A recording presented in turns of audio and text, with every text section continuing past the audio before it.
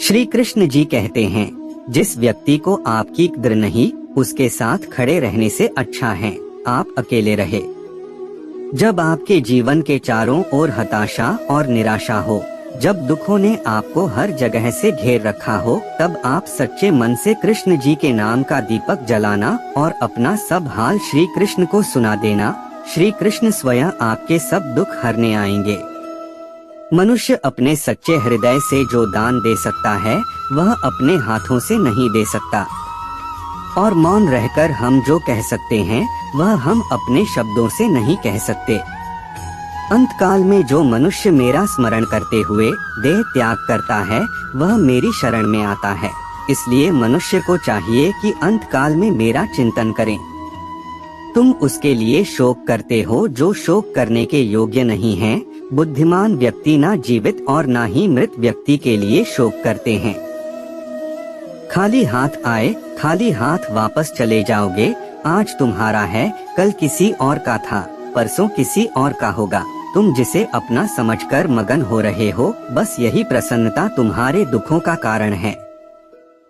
प्यार और तकदीर कभी साथ नहीं चलते, क्योंकि जो तकदीर में होते हैं उनसे कभी प्यार नहीं होता, और जिससे हमें प्यार हो जाता है वह तकदीर में नहीं होता। वह जो सभी इच्छाएं त्याग देता है, मैं और मेरा की लालसा तथा भावना से मुक्त हो जाता है, उसे शांति प्राप्त होती है। अगर व्यक्ति शिक्षा से पहले संस्कार, व्यापार से पहले व्यवहार और भगवान से पहले माता पिता को पहचान ले, तो जिंदगी में कभी कोई कठिनाई नहीं आएगी। फल की अभिलाषा छोड़कर कर्म करने वाला पुरुष ही अपने जीवन को सफल बनाता है। स्वार्थ से रिश्ते बनाने की कितनी भी कोशिश करें, वो कभी नहीं बनते हैं, और प्रेम से बने रिश्तों को कितना भी तोड़ने की कोशिश करें, वो कभी नहीं टूटते। जीवन में समय चाहे जैसा भी हो, परिवार के साथ रहो। सुख हो तो बढ़ जाता है और दुख हो तो बढ़ जाता है। जब आप प्रभु के साथ जुड़ जाओगे तो आपकी परीक्षा आरंभ हो जाएगी। जीवन में आधे दुख इस कारण जन्म लेते हैं क्योंकि हमारी आशाएं बड़ी होती है। इन आशाओं का त्याग करके देखो, जीवन में सुख ही सुख है। राधा कृष्ण का मिलना तो बस एक बहाना था, दुनिया को प्यार का सही मतलब समझाना था। प्रेम एक ऐसा अनुभव है जो मनुष्य को कभी परास्त नहीं होने देता, और घृणा एक ऐसा अनुभव है जो मनुष्य को कभी जीतने नहीं देता। लोग कहते हैं अपनों के आगे झुक जाना चाहिए, किंतु सच बात तो यह है, जो अपने होते हैं वह कभी झुकने नहीं देते। जो दूसरों की तकलीफों को समझते हैं, जिनमें दया है, दिल से अच्छे हैं, उन्हें दोबारा जन्म लेना नहीं पड़ता। यदि कोई व्यक्ति प्रेम से, भक्ति से पुष्प, फल, जल भी मुझ पर चढ़ा दे, तो उसी भाव से उसे स्वीकार करता हूँ, वह मेरा प्रिय भक्त होता है। मन की गतिविधियों, होश, श्वास और भावनाओं के माध्यम से भगवान की शक्ति सदा तुम्हारे साथ है, और लगातार तुम्हें बस एक साधन की तरह प्रयोग कर सके सभी कार्य कर रही है। आत्मा न तो जन्म लेती है, न कभी मरती है, और न ही इसे कभी जलाया जा सकता है, न ही पानी से गीला किया जा सकता है। आत्मा अमर और अविनाशी है। अंतकाल में जो मनुष्य मेरा स्मरण करते हुए देह त्याग करता है, वह मेरी शरण में आता है। इसलिए मनुष्य को चाहिए कि अंतकाल में मेरा चिंतन करें।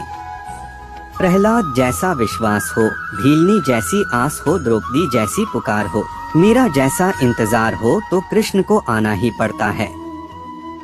उससे मत डरो जो वास्तविक नहीं है, ना कभी था ना कभी होगा। जो वास्तविक है वो हमेशा था और उसे कभी नष्ट नहीं किया जा सकता। किसी और का काम पूर्णता से करने से कहीं अच्छा है कि अपना काम करें, भले ही उसे अपूर्णता से करना पड़े। मोहग्रस्त होकर अपने कर्तव्य पथ से हट जाना मूर्खता है, क्योंकि इससे ना तो तुम्हें स्वर्ग की प्राप्ति होगी और ना ही तुम्हारी कीर्ति बढ़ेगी। ज्ञानी व्यक्ति को कर्म के प्रतिफल की अपेक्षा कर रहे अज्ञानी व्यक्ति के दिमाग को अस्थिर नहीं करना चाहिए। अमीर बनने के लिए एक एक क्षण संग्रह करना पड़ता है, किंतु अमर बनने के लिए एक एक कण बांटना पड़ता है। कृष्ण ने दुष्टों को भी अपनी गलती सुधारने का मौका दिया, क्योंकि वो किसी मनुष्य को नहीं उसके अंदर के बुराई को मारना चाहते थे। उम्र कम थी और इश्क बेहिसाब हो गया, उम्र बढ़ती गई और ये रोग लाजवाब हो गया। लाख रहे दूरियां तो क्या हुआ, याद नजरों से नहीं दिल से किया जाता है। दुष्ट लोग अगर समझाने मात्र से समझ जाते तो यकीन मानो महाभारत कभी ना होता।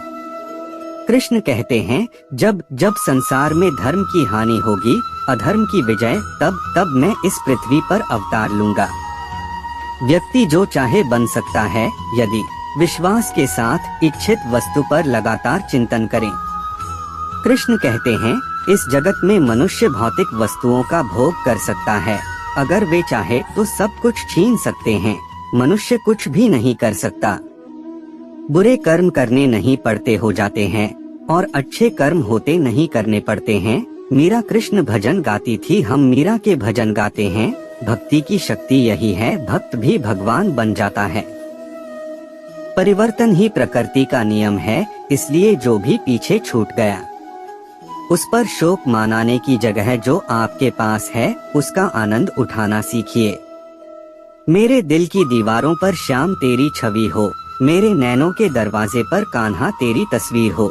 बस कुछ और न मांगू तुझसे मेरे मुरलीधर, तुझे हर पल देखूं मेरे कन्हैया। ऐसी मेरी तकदीर हो आपके साथ, अब तक जो हुआ अच्छे के लिए हुआ, आगे जो कुछ होगा अच्छे के लिए होगा। जो हो रहा है वो भी अच्छे के लिए हो रहा है, इसलिए हमेशा वर्तमान में जियो, भविष्य की चिंता मत करो। कोशिश की जाए तो अपने अशांत मन को आसानी से नियंत्रित किया जा सकता है। इंसान नहीं, उसका मन किसी का दोस्त या दुश्मन होता है। जो किसी दूसरों पर शक करता है उसे किसी भी जगह पर खुशी नहीं मिल सकती।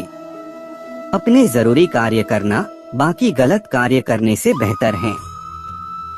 कर्म न करने से बेहतर है कैसा भी कर्म करना। आपका निराश ना होना ही परम सुख होता है। क्रोध मूर्खता को जन्म देता है, अफवाह से अकल का नाश और अकल से नाश से इंसान का नाश होता है। किसी भी काम में आपकी योग्यता को योग कहते हैं। भगवान सभी लोगों मन में बसते हैं और अपनी माया से उनके मन को जैसा चाहे वैसा घड़े की तरह घड़ते हैं। सही मायने में चोर वो हैं जो अपने हिस्से का काम किए बिना भोजन करता है। कर्म किए जाओ, फल की चिंता मत करो। मन बहुत चंचल है जो इंसान के दिल में उथल पुथल कर देता है। हर कोई खाली हाथ आया था और खाली हाथ ही इस दुनिया से जाएगा। परिवर्तन संचार का नियम है। कल जो किसी और का था आज वो तुम्हारा है, कल वो किसी और का होगा। आत्मा अमर है, इसलिए मरने की चिंता मत करो। मेरा तेरा छोटा बड़ा अपना पराया मन से मिटा दो, फिर सब तुम्हारा है और तुम सबके हो। भूत और भविष्य में नहीं, जीवन तो इस पल में है, अर्थात वर्तमान का अनुभव ही जीवन है। तू करता वही है जो तू चाहता है, होता वही है जो मैं चाहता हूँ। तू वही कर जो मैं चाहता हूँ, फिर होगा वही जो तू चाहता है। जो मन को नियंत्रित नहीं करते उनके लिए वह शत्रु के समान कार्य करता है। खुशियों में तो सब साथ होते हैं, असली दोस्त वही हैं जो दुख में साथ दे। सदैव संदेह करने वाले व्यक्ति को कभी भी सुख नहीं मिल सकता। नर्क के 3 द्वार हैं, वासना, क्रोध और लालच। मनुष्य अपने विश्वास से निर्मित होता है। जैसा वह विश्वास करता है वैसा वह बन जाता है। जानने की शक्ति झूठ को सच से पृथक करने वाली जो विवेक बुद्धि है, उसी का नाम ज्ञान है। परिवर्तन ही संसार का नियम है। क्रोध से भ्रम पैदा होता है, भ्रम से बुद्धि व्यग्र होती है, तब तर्क नष्ट हो जाता है। जब तर्क नष्ट होता है तब व्यक्ति का पतन हो जाता है। मन अशांत हो तो उसे नियंत्रित करना कठिन है, लेकिन अभ्यास से इसे वश में किया जा सकता है। तुम उसके लिए शोक करते हो जो शोक करने के योग्य नहीं है, और फिर भी ज्ञान की बातें करते हो। बुद्धिमान व्यक्ति ना जीवित और ना ही मृत व्यक्ति के लिए शोक करते हैं। खाली हाथ आए हो और खाली हाथ जाना है, इसलिए व्यर्थ की चिंता छोड़कर व्यक्ति को हमेशा सत्कर्म करना चाहिए। जिसे तुम अपना समझकर मग्न हो रहे हो, बस यही प्रसन्नता तुम्हारे दुखों का कारण है। जो कोई भी जिस किसी भी देवता की पूजा विश्वास के साथ करने की इच्छा रखता है, मैं उसका विश्वास उसी देवता में दृढ़ कर देता हूँ। केवल मन ही किसका मित्र और शत्रु होता है। अपने अनिवार्य कार्य करो, क्योंकि वास्तव में कार्य करना निष्क्रियता से बेहतर है।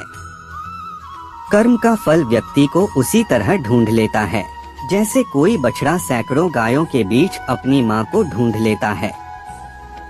आत्मा न जन्म लेती है, न मरती है, न ही इसे जलाया जा सकता है, न ही पानी से गिला किया जा सकता है। आत्मा अमर और अविनाशी है।